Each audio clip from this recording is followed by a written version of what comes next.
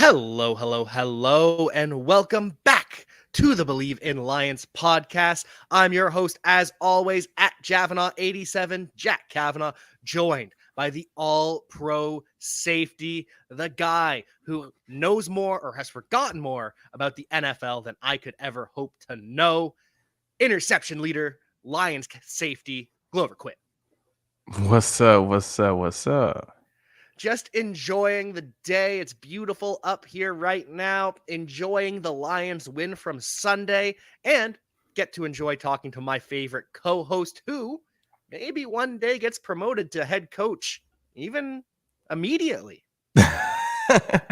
You know what? This is so funny because I sent out a tweet today because I was just kind of thinking about it. You know what I'm saying? And I know it's probably been some other people here or there, but I was like, this was all just out of left field, at least far as I'm concerned. I hadn't Oh, yeah. heard anything about any of this stuff, right?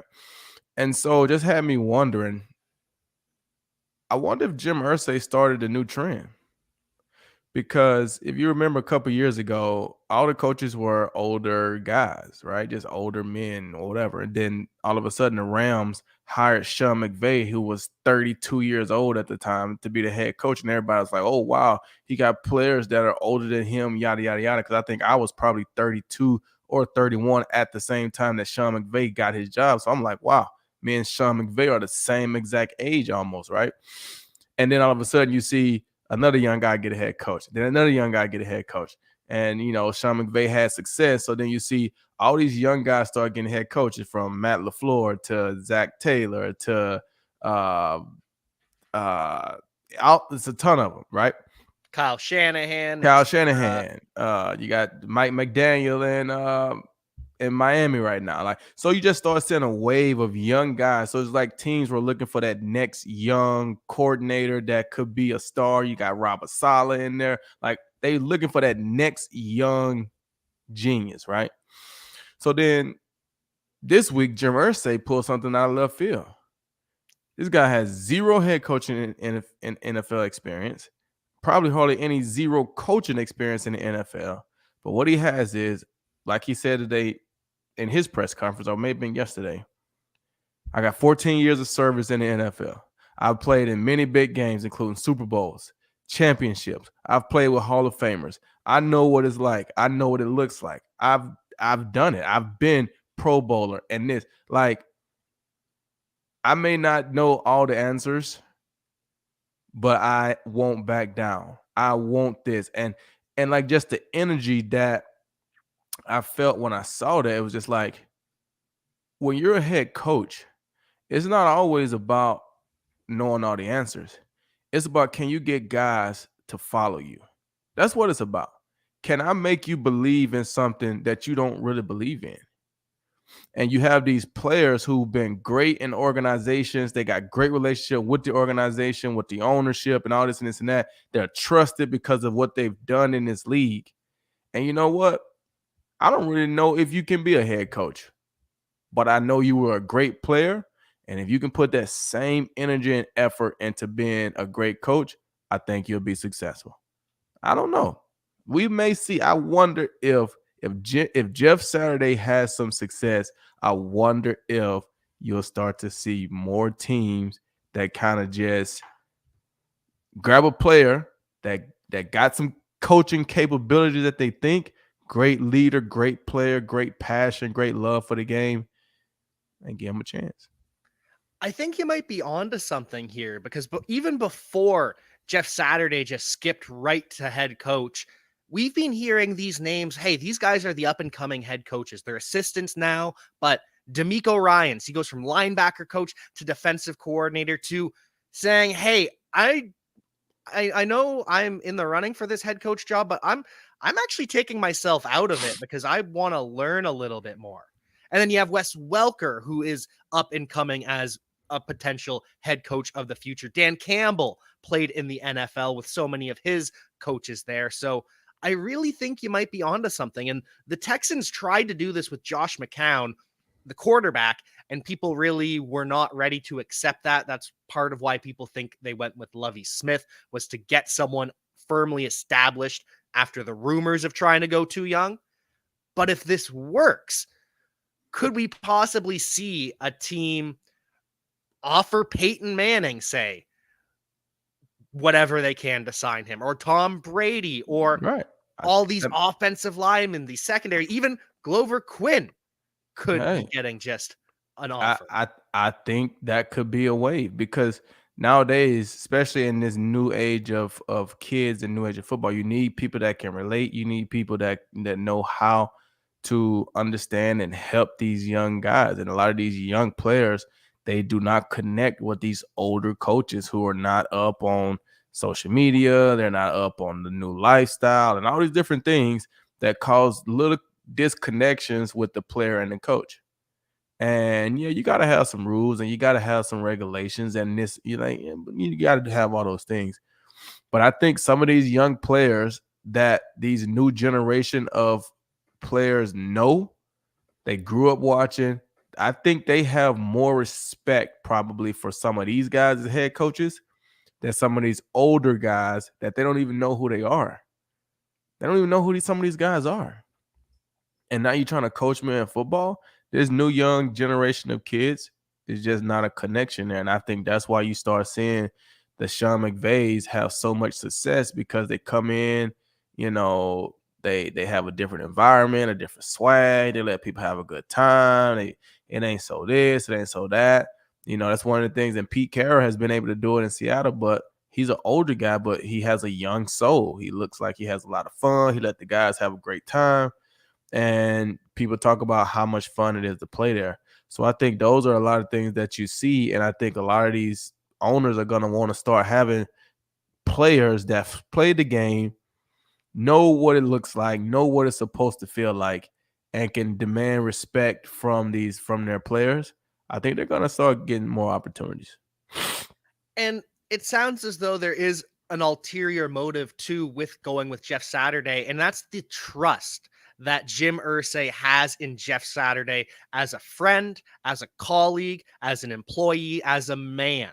And so he knows Jeff Saturday isn't gonna BS him on who's performing, who's not. And that's what it sounds as though Jim Irsay is at the point where he doesn't know what's happening in his building as an owner, and he needs to understand, hey, how did this happen? How did we fall so far? Are there people that I'm under appreciating? Are there people that I'm over appreciating?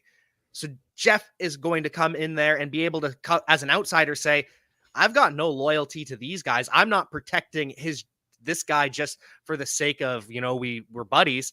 So it's going to be interesting with an outsider coming in, how that revitalizes everything. And then if this does work out, what's his coaching staff going to look like next year? Is it going to be full of former players?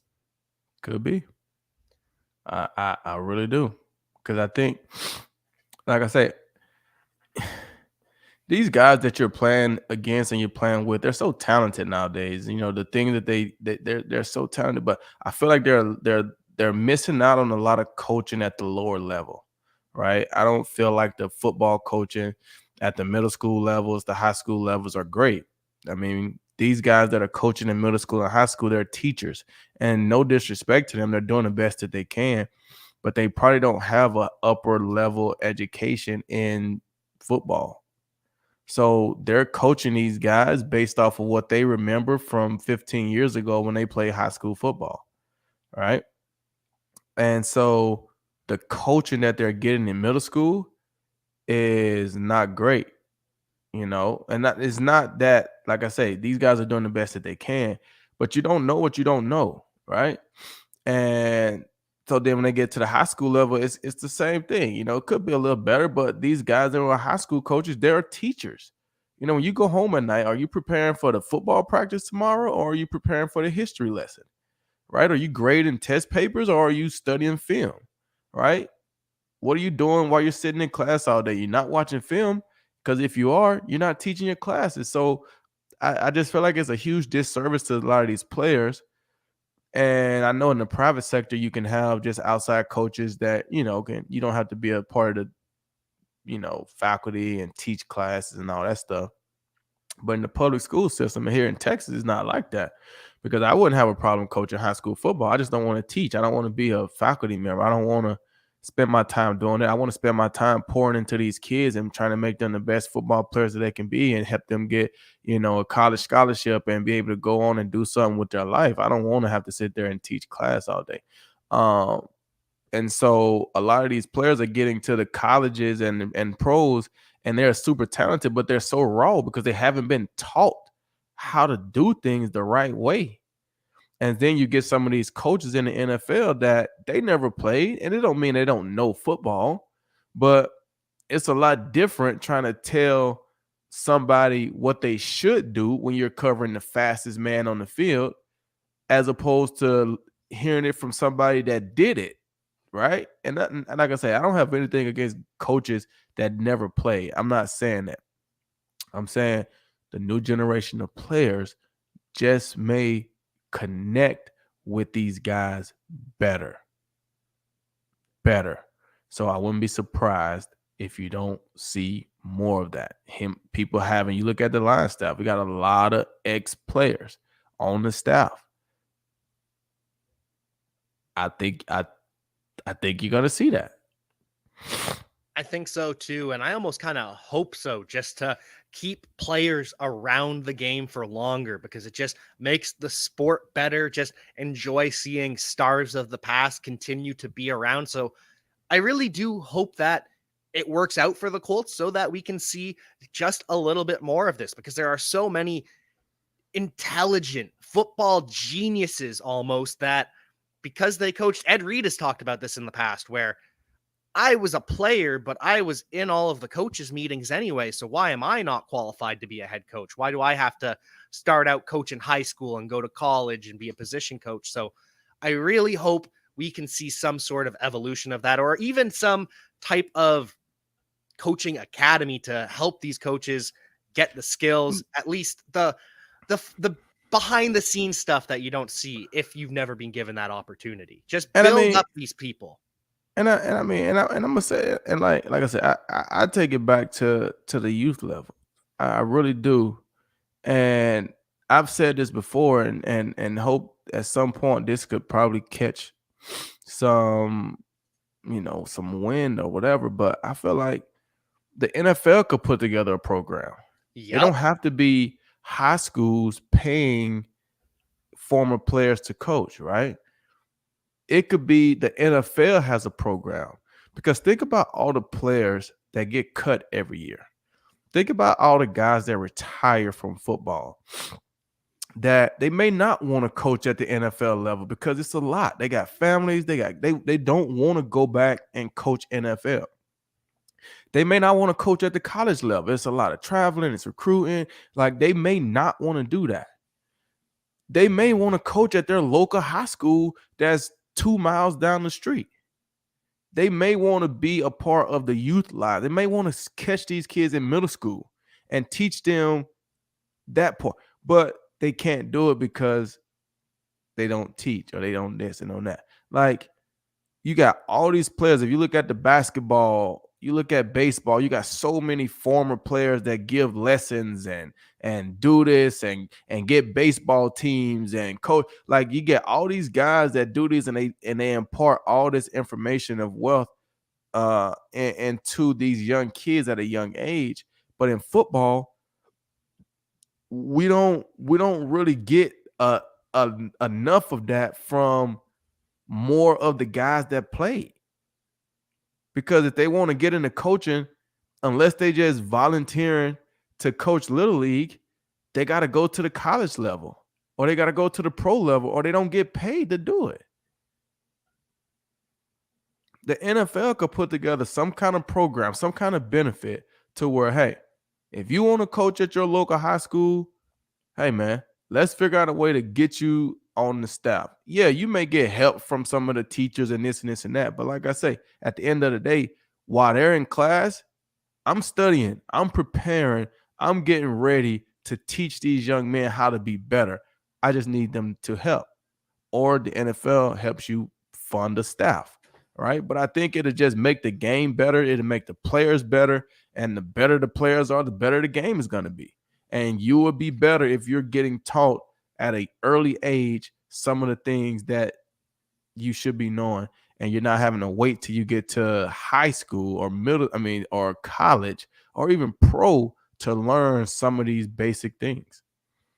And it's just an investment in the future of the game to make kids better, and those kids ultimately become adults who are pros, and they're better from day one, makes the product better. So I would love to see something like that.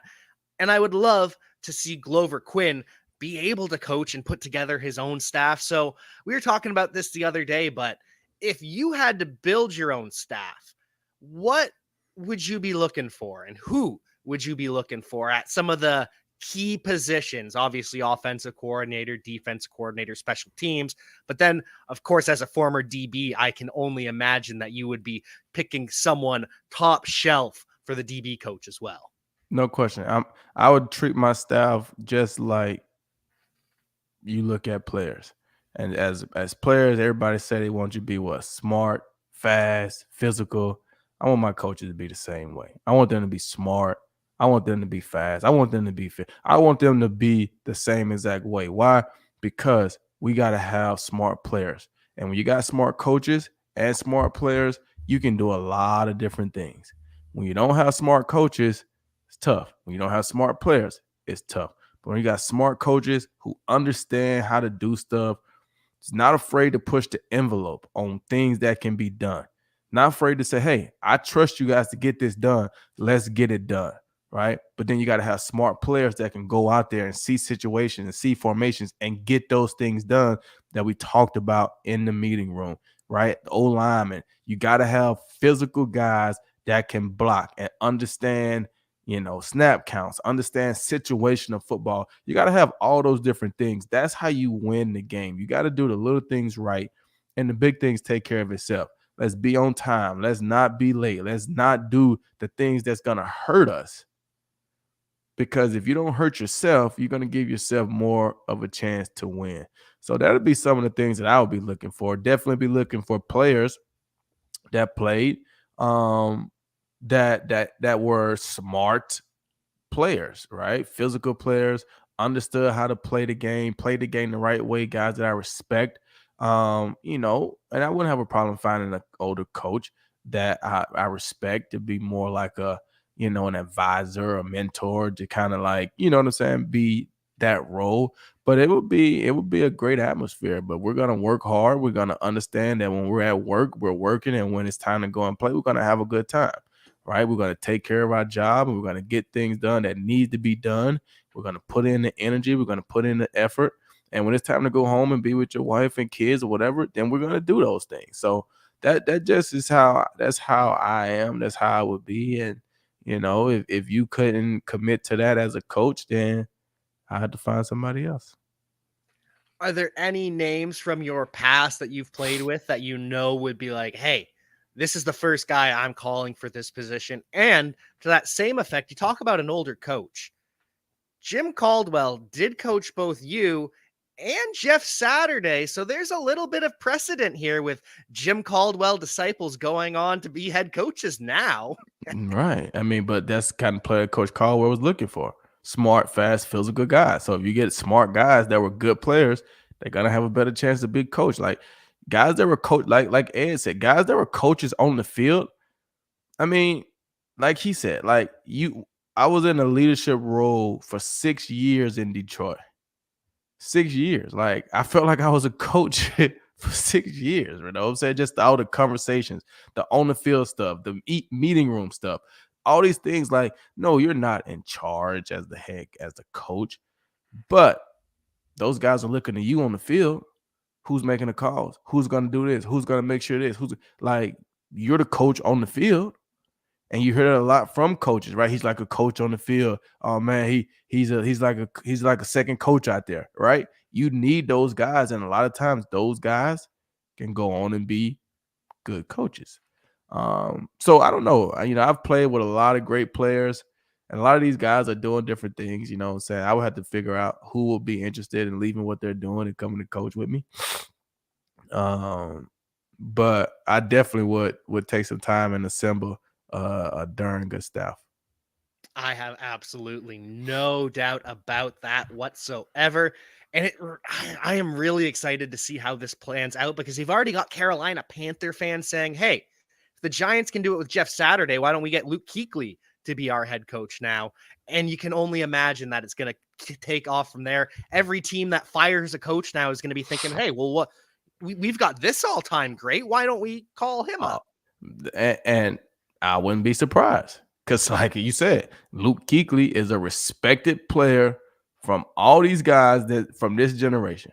If he walk in there as the head coach, they're not good. Those players are not going to look at Luke Kuechly like you don't have any coaching experience. You don't know what you're talking about. No, it's going to be, oh snap, hey, we got Luke Kuechly as our head coach.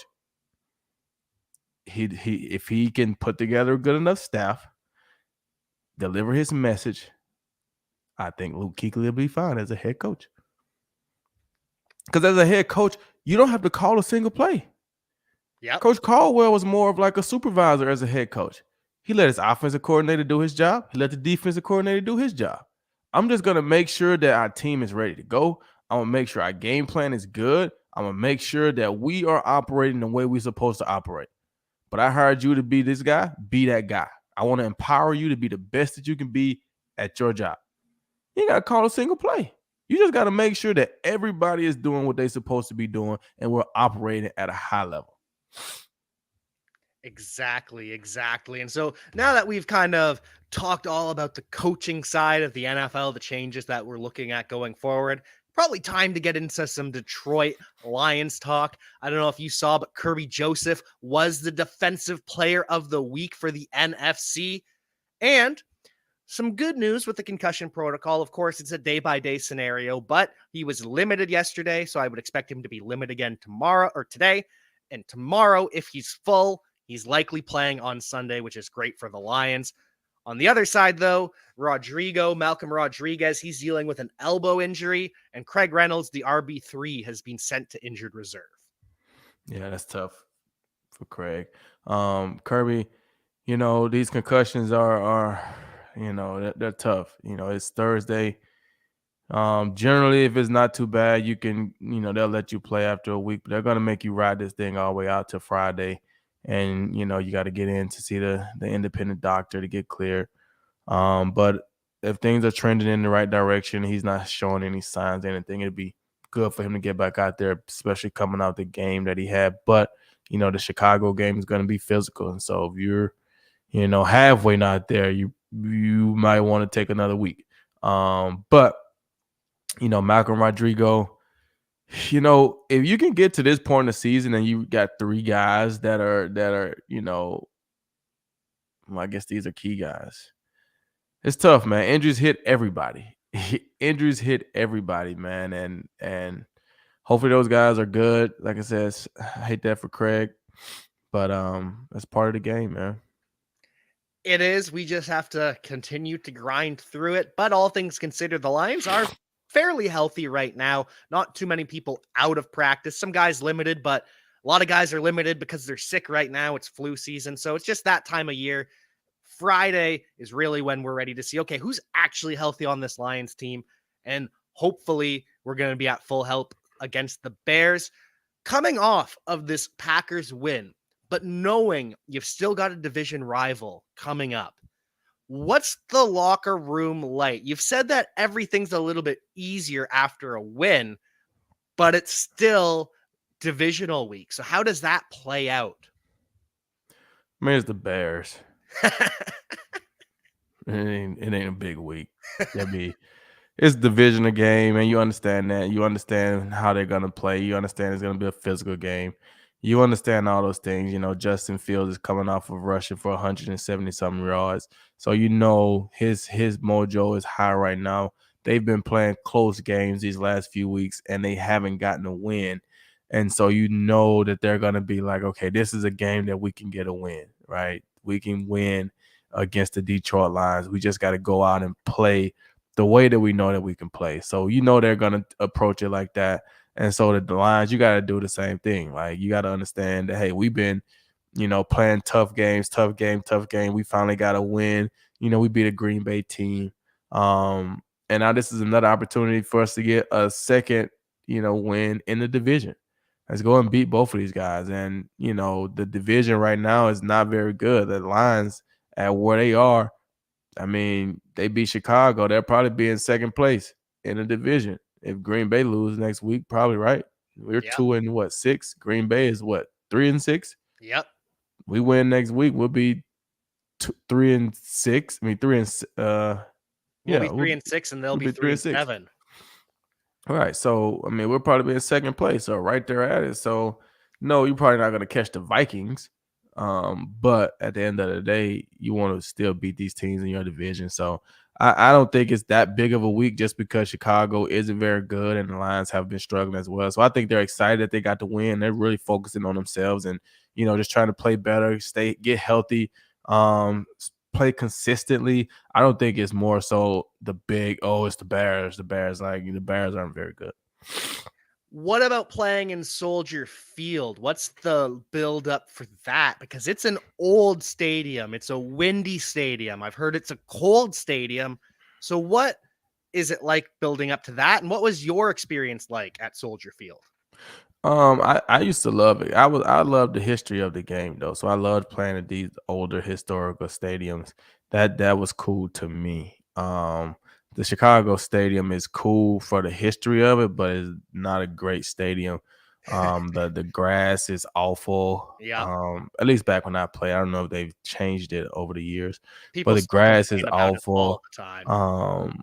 I mean, I wasn't a kicker and everything, but like in my years playing there, I didn't really feel like the wind was that big of a deal in the stadium. Hmm. You know, we played a couple cold games in Chicago, but I can't, you know, I remember one that was pretty cold, maybe two. But outside of that, it's just normal. I mean, I think mentally when you go to Chicago in certain times of the year, you expect it to be cold. But I don't think I ever had a major snow game in Chicago. I don't think I had anything really like that. So for me,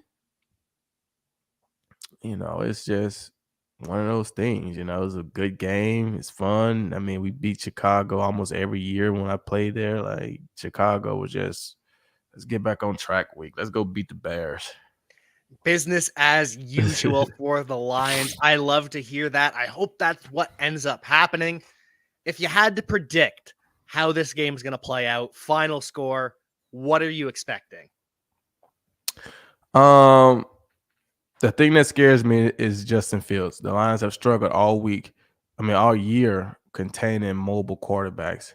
And Justin Fields is a young mobile quarterback. So what I mean is when he gets into the secondary, he's trying to go and score.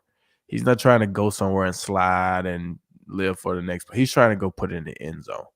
So that worries me a little bit. I don't think anybody from Chicago's receiving core and those things don't really scare me. I think the line secondary, they can handle those guys. I think it's really going to be Justin Fields to me. And if we can contain Justin Fields, I think we can keep those guys down. And I think the Lions can score points, especially, you know, if we're healthy, we got guys playing. You know, I love Alan Williams, the D coordinator in Chicago. He was my DB coach when I was in Detroit. But you know, they've had a major overhaul on defense. They got rid of Robert Quinn, they got rid of Roquan Smith, they got rid of um another guy that they Khalil got Mack. they just I think they defensively they're trying to do some different things and I think the Lions can put a couple points up on those guys if they're clicking on all cylinders. So I'm gonna get the Lions a 24 to 14 win, something like that. Little bit off of me. I was going to go for the big blowout. Not big blowout, but 27-14 was where I had it for the Lions. Hope this comes to fruition. And I don't know if you've noticed, but we're officially halfway through the season, which where did the time go? It just flew by, but Flying. absolutely just nonstop. But at the same time, that means the mid-season awards conversation starts up. Everyone has to start, oh, well, we're halfway through. Who are getting these awards, even though there's still 8 weeks left to play, 9 weeks left to play now. So interesting to see how it's trending, and a lot of them you can't argue with, especially Defensive Rookie of the Year. Sauce Gardner is the betting favorite right now, and the pace that he's been on has just been outstanding. Yeah, he's been playing good. He's been playing good for a rookie, especially as a first round rookie. You come in, it's a lot of pressure. You're playing with the Jets. It's a lot of pressure. And I think he's handled that. He's made some plays, got a couple interceptions. You know, they're playing with some swag out there. He brings that swag to the secondary. And I mean, when you got a good secondary, you got to have guys with some swagger, guys that want to go out there and work at it, guys that want to play. And I think he's doing that. So shout out to Sauce. I think that's a good choice at this point for midseason defensive player of the rookie of the year. And unfortunately, Sauce minus 140 in betting odds. Aiden Hutchinson is third at plus 900. He's got a ways to go to catch up. It's not impossible, but it's going to take an incredibly strong second half of the year. For the Seahawks, though, they've got two players that are currently favored to win awards. They've got Geno Smith as the comeback player of the year and Kenneth Walker as the offensive rookie of the year. Not bad. I mean, Geno's been playing great. He's been leading the team. They're in a good position. They're leading the West. So I Geno will probably be comeback player of the year. A lot of these awards are predicated around winning. Yeah. You know what I'm saying? Like Sauce Gardner, if you just look at the numbers, don't have great numbers. They got 2 interceptions, but he's playing with the Jets team. He got some big pass breakups. He caught a pick against this guy. He caught a pick against 2 big guys, right? Aaron Rodgers, and he caught one against Josh Allen, right? So you make big plays in big games and your team is winning, your chances are going to be better. Aiden Hutchinson is not playing on a 6-3 team right now. If he was playing on a 6-3 team, he has what, 4, 5, or 6 sacks? I think 4.5, but that's 4.5 total if you're going with the he's taking down the quarterback 6 times. So you go 4.5, 5, right? And over the next 8 games, you get another 4 sacks. You're a rookie and you don't capitalize on 8.5, 9, 10 sacks. Your team is winning and you're in the playoffs, or like you're gonna be up for a defensive rookie of the year. It's gonna be very difficult when your team isn't up there. And so their team is up there. That's why Kenneth Walker is a candidate. He's been playing well, don't get me wrong. But a lot of it has to do with them winning, and those guys are a big part of the reason why they're winning. And that's a lot of the reason that everyone has kind of assigned Micah Parsons the Defensive Player of the Year award. Everyone credits the Cooper Rush string of games, the fact that they kept winning, to the defense and to Micah Parsons. And so whether or not that's correct, he is the unanimous favorite in every article you read, the betting odds across the board. Everyone cannot stop gushing about Micah Parsons. Yeah, he's a great player. I mean, he makes a lot of plays. He plays. I mean, you look at that play he made against Detroit, right? Playing against the Detroit Lions, who at that point, I think they only had 1 win, right? Yeah, they just got the second win. So, yeah, he had 1 win. So it's not like it's a huge game for the Dallas Cowboys. And you see that play he made where he rushes and then he turns around and chases a tight end and makes a tackle at the half-inch line to stop him from scoring. And then the next play ends up being a fumble. When you don't care about the game as much or you don't play as hard, that's a touchdown for Detroit. But the effort that he put forth in a game, like I said, against a 1-win team at that time, it shows how much he cares, how hard he plays, regardless of the situation.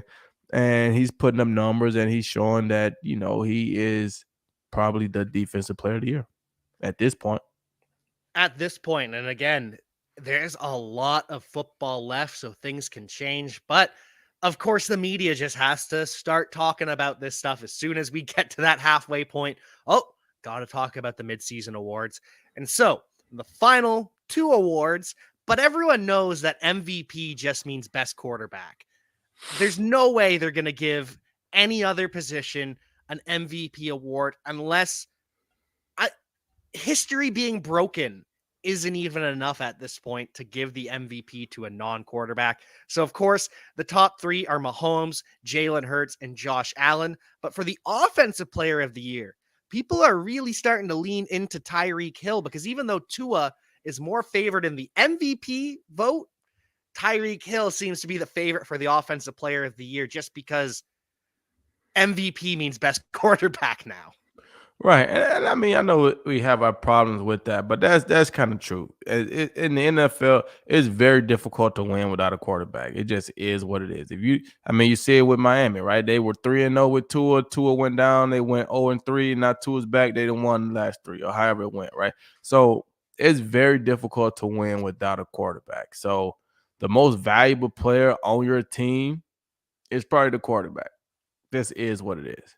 I mean, yeah, that left tackle is valuable, but the quarterback, that cornerback is valuable, but you can have a great cornerback and still lose if you can't score points with the quarterback. So but I do like how, if we can sit here and say, okay, well, the MVP is probably going to go to a quarterback, the offensive MVP is probably going to go to a receiver or a running back or somebody of that caliber. We're not going to just take the second best quarterback and say he's the offensive MVP, or we're not going to say, hey, well, if you're the league MVP, well, you're definitely the offensive MVP. No, you're the MVP because you're the quarterback. This guy right here is the offensive MVP. So I like that. Hopefully, they stick to something like that. And it seems as though they're trending that way, because a lot of the time Christian McCaffrey or Jonathan Taylor or Derrick Henry those are the players that are in the running for offensive MVP, offensive player of the year.